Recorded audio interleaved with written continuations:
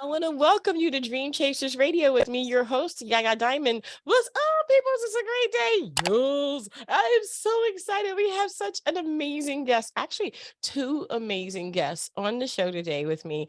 Authors, okay, children's books. Okay, we all know we love the children's books. I read tons of them when I was young, and they're just so cute. The illustrations, the way things are put together. And this one has a really cool story behind it. And I'm so excited to have Casey Gent on the show, as well as Todd. Todd, that's all, right? Just Todd. That's Daddy. That's Daddy.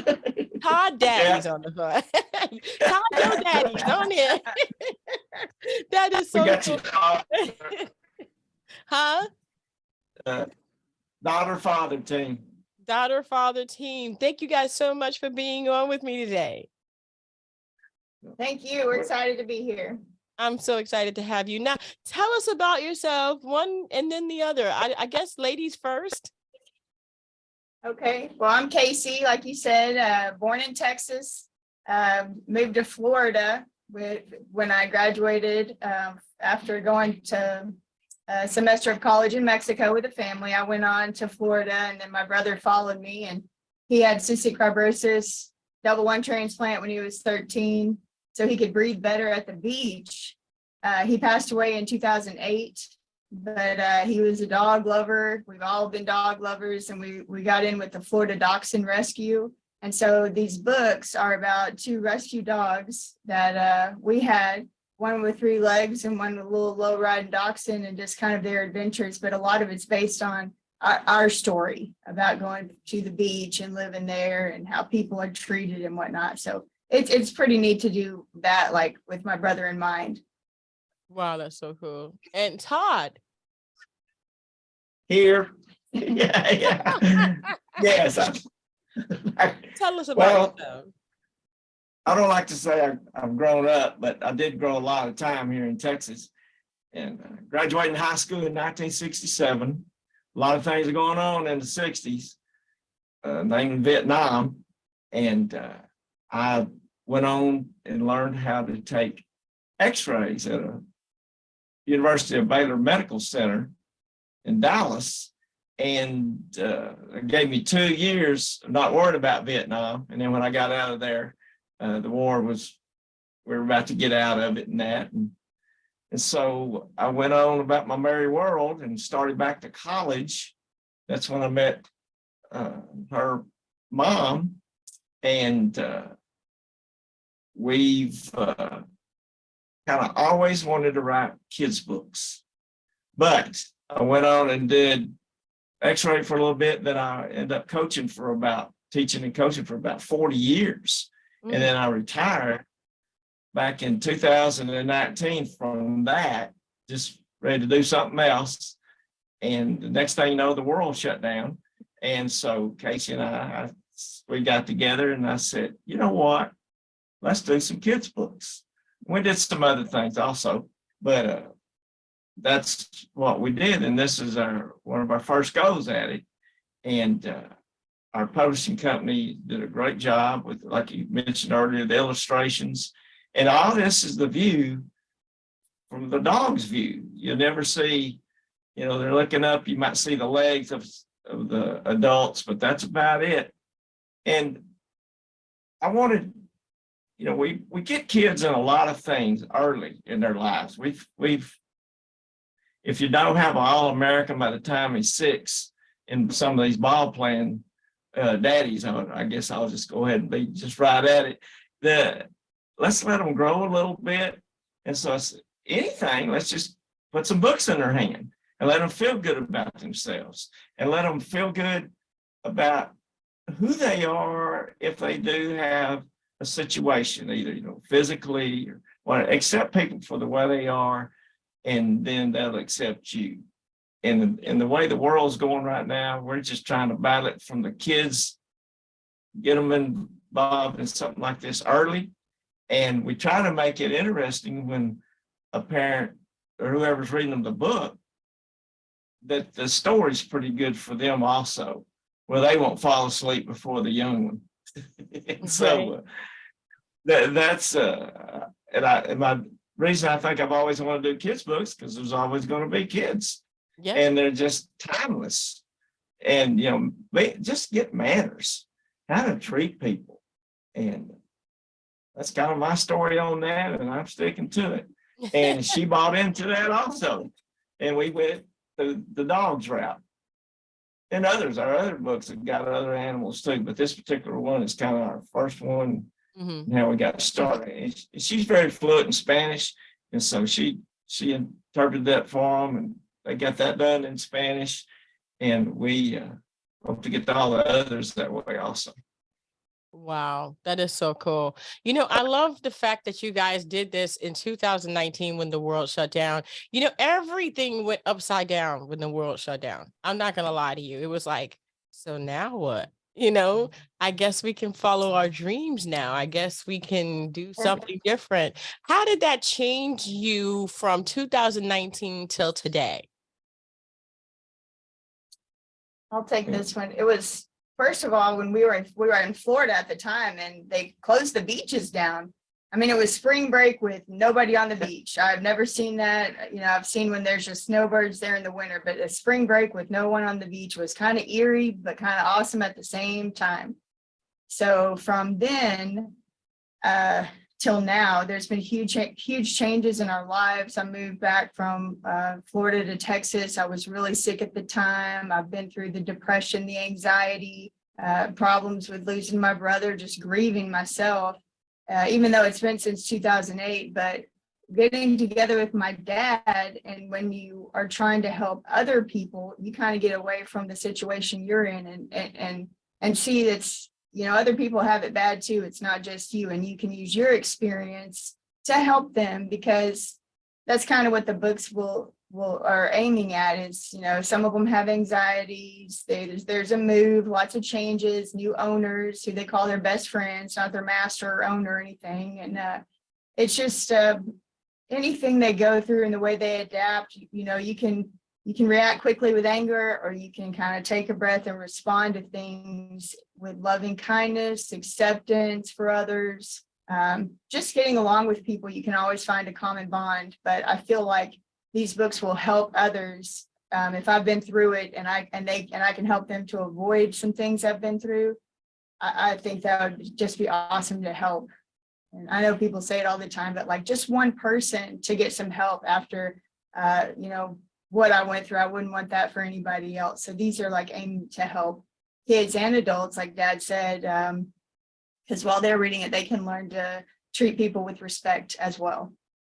Yeah, I love that. And I love the fact that you actually speak Spanish completely and you translated the book. Well, I mean, you didn't have to do that. What prompted you to translate it to Spanish?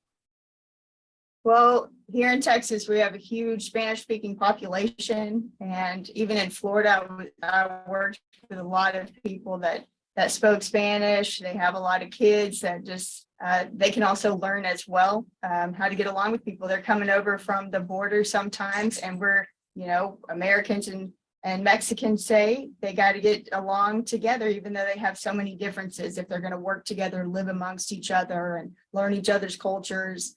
But I did live in Mexico with a family, and I just would love to get it across to as many kids as I can that they're loved and everyone matters. So as many kids I can reach, that's my goal.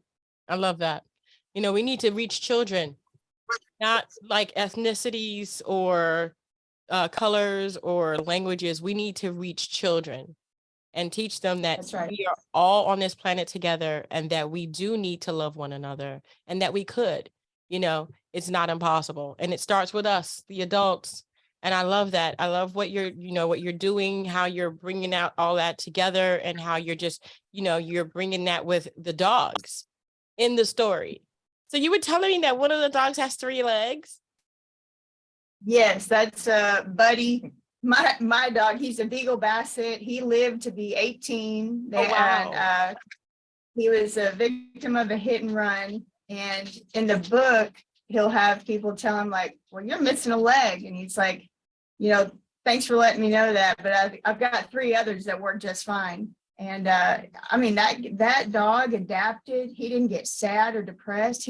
I got him walking up to 2 miles a day on 3 legs, and he just was like nonstop after I got him in shape and everything. And what's funny is the people give him a harder time than like fellow dogs, I mean, and it's really wild. The older crowd would call him Hopalong Cassidy, but the younger crowd called him Tripod. But I mean, I have never seen. And my brother having cystic fibrosis, he was in a wheelchair and on oxygen for a long time before that transplant. It was a miracle. But during that time, you see how he's treated differently just because of the way he looks. People aren't used to seeing, they don't know how to talk to him, even though they don't see a person, they see a disease. And we're trying to get out of that, away from that, because I mean, Kobe was one of the most fun people to be around. He's the one to make you laugh and make you feel good. And he said, I never want CF to define me. And so we want, in these books, they get bullied a little bit, but they just stick together as a team. They know they're loved by their best friends. They know they get along with each other. And, it's like water off a duck's back. They just keep on rolling, keep on going. Wow. Well, Todd, what are you guys going to do next? I know you said you have other books, but are you going to continue to actually write? I mean, I know this is like the difference in your life and everything after X-rays. Oh yeah, this is more fun getting dirty. We're right now working on I guess it's hard to think it's funny, but we're doing a little murder mystery comedy kind of thing right now that we kind of just started, and we're having a blast. I was fortunate. I was raised at a home that I never saw my mom and dad argue. And they may have, but they didn't do it around me. And they were always laughing and cutting up, and we had music around the house. And I mean, I'm 73 years old right now, but that don't mean nothing. I'm acting like I'm 18 with these books. They're just been a lot of fun, and working with Casey. And it's not work, that's just a word we kind of throw in there, I know. But she's adapted. She's come back to her ways. She's back to the way she was before she lost her brother. We're all God's people here. It don't matter. Mm-hmm. Color, you still God's people. I can't help it. Some of these knuckleheads that ain't figured it out yet. But we're going to try to figure them out for them, help them a little bit. Because when I was coaching, that's kind of what we do. Let the kids do what they can do.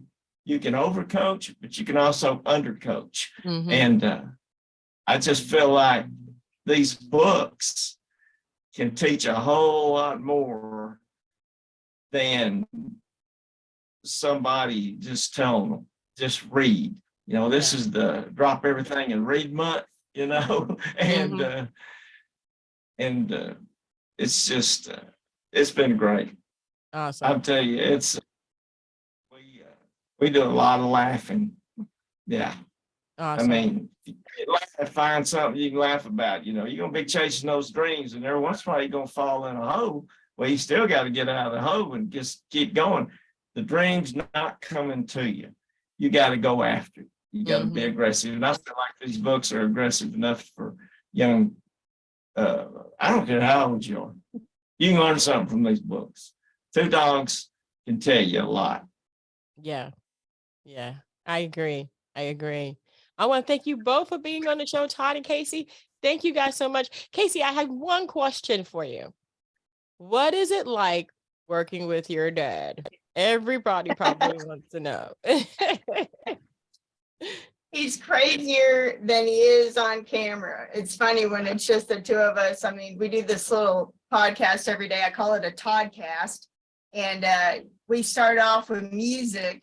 And he's over here, air guitar, air drums, the best air band guy I've ever seen. But I catch him on camera from time to time and put it on Facebook just so people can get a little glimpse in. But I mean, it's really like they have no idea. But they to see when we go back and all those kids he's coached, they come up to him, they love him, and he's made a huge impact, and it's helped so much of what he's seen, his experience of all that coaching and teaching. We can use that for our books. So I'm constantly learning from the guy, but he's kind of crazy. Hey, Todd, can we get a little bit of air guitar before we finish? Well, you want a little Stevie Ray Vaughan? Or Oh, what? yeah. Oh, yeah. Devil gone down to Georgia. Uh-oh. Oh my gosh, I feel it. I feel it. Thank you guys so much for being on the show. I appreciate it. We're going to have a link to the book in the description box below, so it'll be easy for you guys to go ahead and get it. And the name of that book is going to be The Life in Canine Times of Pee-wee and Buddy the Move. And also there's other books out there. I'm sure that you guys can find it, but we'll have that link in the description box below for that book. I want to thank you guys so much for tuning in. Don't forget to dare to be different. Until next time, guys.